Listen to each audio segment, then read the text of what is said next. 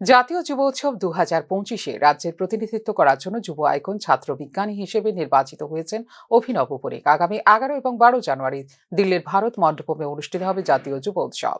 মর্যাদাপূর্ণ জাতীয় যুব উৎসব 2025-এ রাজ্যের প্রতিনিধিত্ব করার জন্য যুব আইকন ছাত্র বিজ্ঞানী হিসেবে নির্বাচিত হয়েছেন রামকৃষ্ণ মিশন বিদ্যালয় বিবেকনগরের 10ম শ্রেণীর ছাত্র অভিনব বণিক।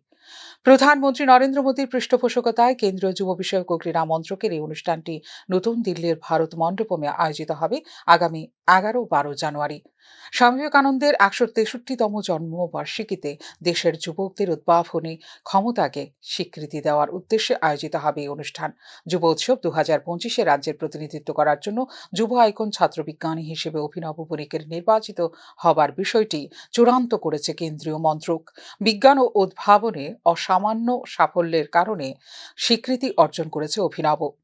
আগরতলা সরকারি মেডিকেল কলেজের চিকিৎসক ডাক্তার তপন মজুমদারের পরামর্শে পরিচালিত কোভিড-19-এর সময় মানবদেহে স্যানিটাইজারের প্রভাব সম্পর্কে তার গবেষণা প্রশংসা অর্জন করেছে জাতীয় পর্যায়ে। এছাড়াও ভারতীয় মহাকাশ গবেষণা সংস্থার বা ইসরোর ইউভিকা 2024 প্রোগ্রামে একটি দলের নেতৃত্ব দিয়েছিল অভিনব। ন্যাশনাল রিমোট সেন্সিং সেন্টার হায়দ্রাবাদেও নিজের দক্ষতার পরিচয় রেখেছে 10ম শ্রেণীর ছাত্র অভিনব বণিক। বৈজ্ঞানিক সাধনায় সাফল্যের কারণে India International Sarabhai student scientist অ্যাওয়ার্ডে সম্মানিত করা হয়েছে অভিনবকে।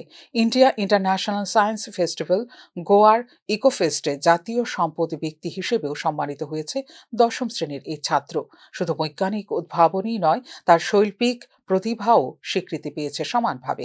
তার চিত্রকর্ম ডিজিটালভাবে প্রদর্শিত হচ্ছে রাষ্ট্রপতি ভবন মিউজিয়ামে।